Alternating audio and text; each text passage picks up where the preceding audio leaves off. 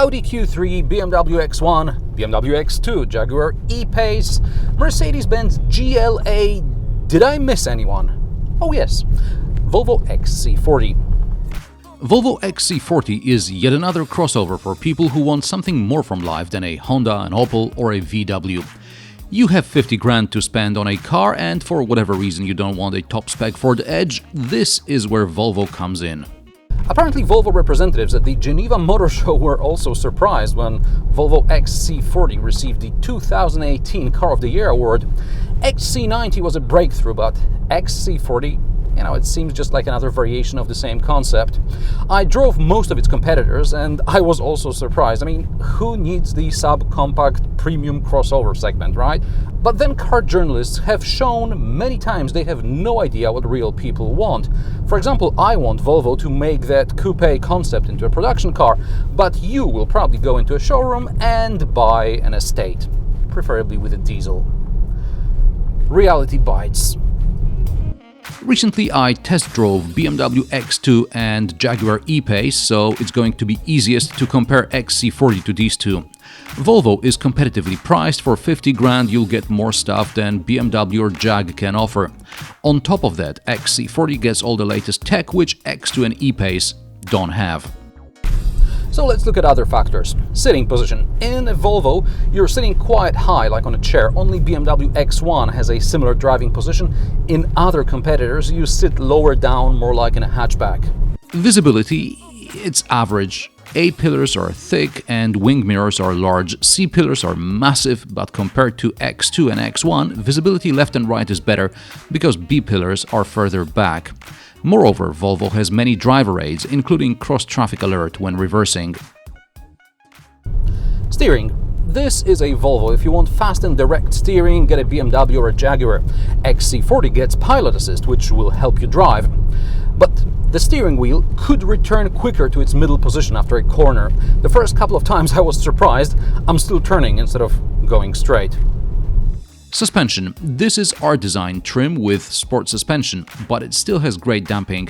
R-Design gets 19-inch alloys as standard, and even with big wheels like this, it is surprisingly comfortable on unpaved roads. And by the way, XC40 has 21 cm ground clearance, which is 3 to 4 cm more than direct competitors, and more than many bigger SUVs offer. Engine. You can choose between 2-liter diesel and petrol engines. There is also the new 3-cylinder 1.5-liter petrol engine. Power ranging from 150 to, that's a big truck and very narrow road, to 247 horsepower. Less powerful variants get front-wheel drive, manual or automatic transmissions. More powerful models get all-wheel drive and automatic gearboxes. Like this 2-liter 247 horsepower petrol. We're talking about parameters similar to Jaguar E-Pace I tested a couple of months ago. However, Jaguar was hindered by the way its gearbox was programmed. XC40 has plenty of oomph, even in eco mode. Put it in normal or sport, and it's a beast. Unfortunately, it's a thirsty beast. Combined, I averaged more than 10 liters per 100 kilometers. The tank has 55 liters capacity, by the way. I don't know whether it's because lack of space on the center console here, or is it because Volvo listened to the market. Anyway, this roller thing that was used to change driving modes disappeared. Now there is a small button down here. You press it and then you can switch between eco, comfort, dynamic, individual and off-road if you're going slow enough. Compared to XC90, where I first tested the adaptive speed limiter, in the XC40 I think it's easier to engage. There seems to be an extra button in the top level menu rather than hidden deeper in the settings. If you have an XC90 or XC60, let me know if this is something you had from the beginning or after a system update.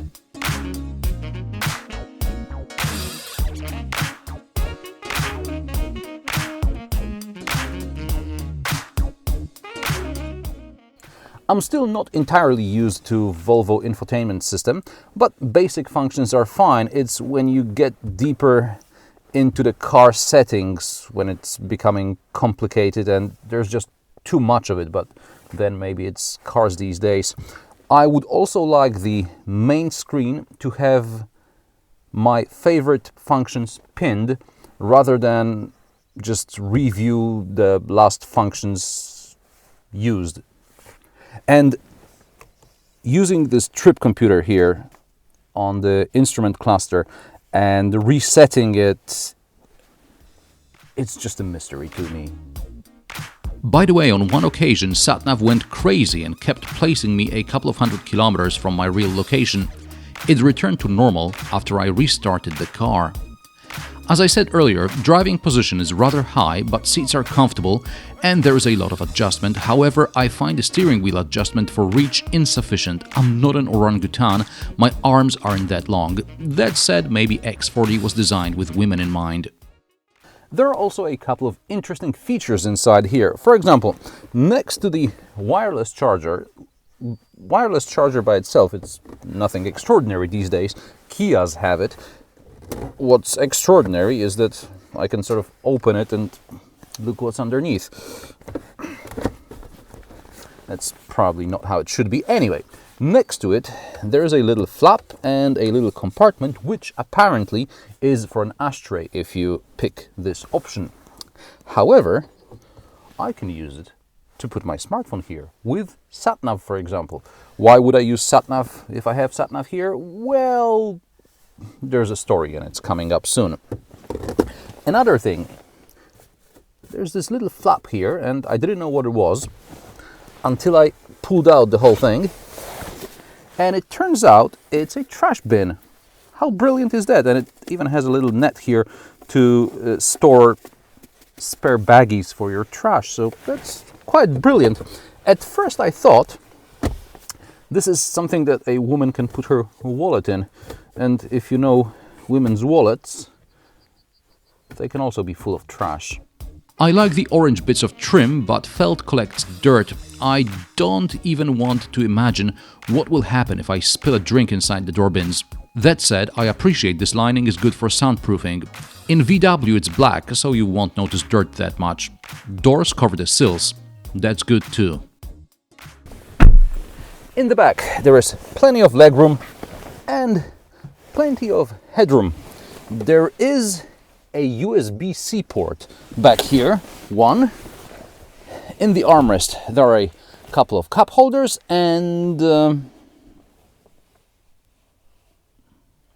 it looks as if someone ordered a lot of center headrests and then realized a ski hatch also has to be installed. And why oh why can I open the ski hatch only from the boot side?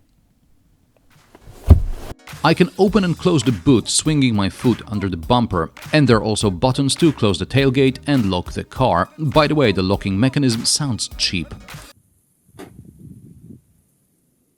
At 460 liters, the boot is average size in its segment. I like the floor folds into a cargo arrangement system, but I don't like the finish underneath. Besides, with an optional mini spare, there isn't much space left under the floor. That said, the boot has very regular shapes, and as you can see in this cutaway, I did pack a lot of stuff for the weekend. Good thing there's an elastic tape, shopping bag hooks, and an additional 12-volt socket. I like how Volvo XC40 looks. I see a bit of Suzuki Ignis in it. I know for many Ignis is no beauty icon, but I like it anyway. XC40 is boxy, something I really appreciate in the world of slick but soulless crossovers. Perhaps it doesn't look as expensive as BMW X2, but unlike the Bavarian coupe crossover, Volvo has all the current driver aid tech and it is more comfortable, even if it lacks in the finish quality department in a few places. Volvo XC40 prices start at around €31,000. This test car with the most powerful petrol engine in R-Design trim costs about 58 grand, by no means cheap, but not bad for how this car is spec'd.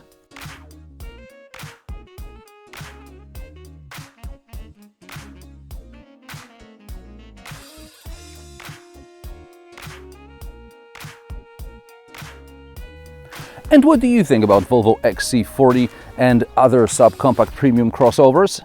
Or perhaps you'd like to buy a big SUV for that kind of money? Let me know in the comment section below. If you like this video, share it, rate it, subscribe to my channel and do that kind of stuff.